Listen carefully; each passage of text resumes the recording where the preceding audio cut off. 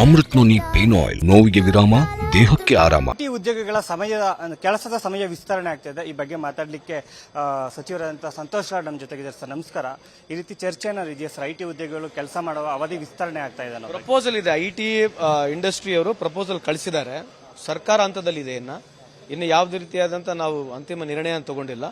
So ಅದಕ್ಕೆ ಸಾಧಕ ಬಾಧಕಗಳು ಏನಿದಾವೆ, ಇಂಡಸ್ಟ್ರಿಯ related ಇರತಕ್ಕಂಥ ಯೂನಿಯನ್ಗಳನ್ನ ಕರೆಸಿ ಮಾತನಾಡ್ತಿದ್ದೀವಿ.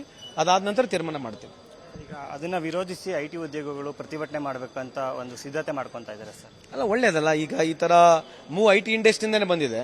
ಸೊ ಐಟಿಯ ಮಾಲೀಕರು, ಡೈರೆಕ್ಟರ್ಗಳು, ಯಾರ್ಯಾರು ಬಿಗ್ ಮಲ್ಟಿನ್ಯಾಷನಲ್ ಕಂಪನೀಸ್ ಇದ್ದಾರೆ, ಅವ್ರು ಅದ್ರ ಬಗ್ಗೆ ಅಭಿಪ್ರಾಯನ ಅವರು ಬಿಕಾಸ್ ಒಂದು ಇಂಡಸ್ಟ್ರಿಯಿಂದ ಬಂದಿರತಕ್ಕಂಥದ್ದು ಕಾಣಿಸುತ್ತೆ. ಆಸ್ ಇಂಡಸ್ಟ್ರಿ ಸಚ್ ಹೋಲಿಸ್ಟಿಕ್ ಆಗಿ ಅವರು ಸರ್ಕಾರಕ್ಕೆ ಏನು ಹೇಳಬೇಕು ಅಂತ ಅವ್ರ ಅಭಿಪ್ರಾಯ ಹೇಳಿದ್ರೆ, ಸರ್ಕಾರ ಆಗಲಿ ನಮ್ಮ ಡಿಪಾರ್ಟ್ಮೆಂಟ್ ಆಗಲಿ ಖಂಡಿತವಾಗ್ಲೂ ಅದನ್ನ ಮುಂದೆ ಬರತಕ್ಕಂಥ ದಿನಗಳಲ್ಲಿ ಯಾವ್ದಿದೆ, ಯಾರ ಪರ ತಗೋಬೇಕು ವಿಶೇಷವಾಗಿ ಅಂತ ಹೇಳಿ ನಾವು ಅದನ್ನ ಬಗ್ಗೆ ತೀರ್ಮಾನ ಮಾಡ್ತೀವಿ.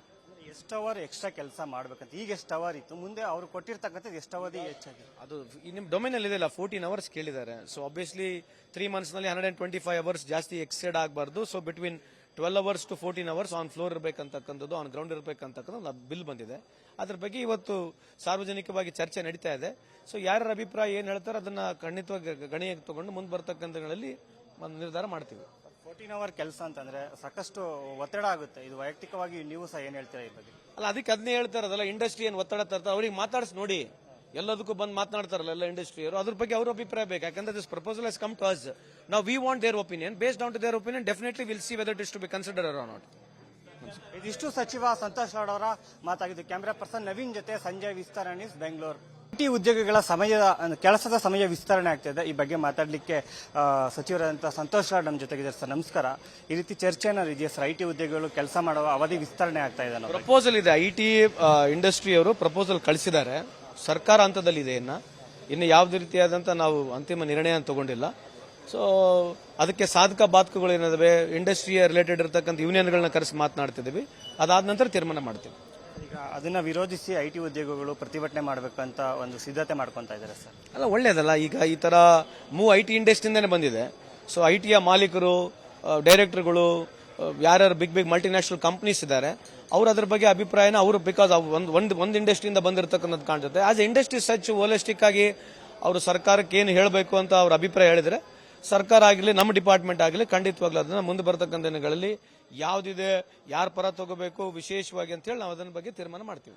ಎಷ್ಟು ಅವರ್ ಎಕ್ಸ್ಟ್ರಾ ಕೆಲಸ ಮಾಡ್ಬೇಕಂತ ಈಗ ಎಷ್ಟು ಅವರ್ ಇತ್ತು, ಮುಂದೆ ಅವರು ಕೊಟ್ಟಿರ್ತಕ್ಕಂಥದ್ದು ಎಷ್ಟು ಅವಧಿ ಹೆಚ್ಚಾಗಿದೆ? ಅದು ನಿಮ್ಮ ಡೊಮೇನ್ ಅಲ್ಲಿ ಇದೆಲ್ಲ 14 hours ಕೇಳಿದ್ದಾರೆ. ಸೊ ಆಬ್ವಿಯಸ್ಲಿ 3 months ನಲ್ಲಿ 125 ಅವರ್ಸ್ ಜಾಸ್ತಿ ಎಕ್ಸೆಡ್ ಆಗಬಾರ್ದು. So between 12 hours to 14 hours on floor ಇರಬೇಕಂತಕ್ಕಂಥದ್ದು, ಆನ್ ಗ್ರೌಂಡ್ ಇರಬೇಕಂತಕ್ಕಂಥ ಬಿಲ್ ಬಂದಿದೆ. ಅದ್ರ ಬಗ್ಗೆ ಇವತ್ತು ಸಾರ್ವಜನಿಕವಾಗಿ ಚರ್ಚೆ ನಡೀತಾ ಇದೆ. ಸೊ ಯಾರ ಅಭಿಪ್ರಾಯ ಏನ್ ಹೇಳ್ತಾರೆ ಅದನ್ನ ಖಂಡಿತವಾಗಿ ಗಣನೆಗೆ ತಗೊಂಡು ಮುಂದೆ ಬರ್ತಕ್ಕಂಥ ದಿನಗಳಲ್ಲಿ ನಿರ್ಧಾರ ಮಾಡ್ತೀವಿ.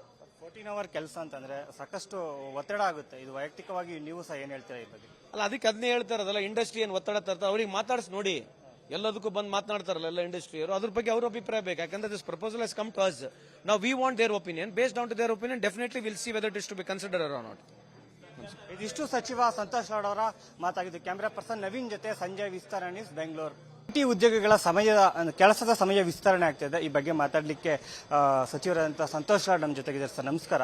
ಈ ರೀತಿ ಚರ್ಚೆ ಏನಾದ್ರು ಇದೆಯಾ ಸರ್? ಐಟಿ ಉದ್ಯೋಗಿಗಳು ಕೆಲಸ ಮಾಡುವ ಅವಧಿ ವಿಸ್ತರಣೆ ಆಗ್ತಾ ಇದೆ. ಪ್ರಪೋಸಲ್ ಇದೆ, ಐಟಿ ಇಂಡಸ್ಟ್ರಿಯವರು ಪ್ರಪೋಸಲ್ ಕಳಿಸಿದ್ದಾರೆ. ಸರ್ಕಾರ ಹಂತದಲ್ಲಿದೆ. ಇನ್ನು ಯಾವುದೇ ರೀತಿಯಾದಂಥ ನಾವು ಅಂತಿಮ ನಿರ್ಣಯ ತಗೊಂಡಿಲ್ಲ.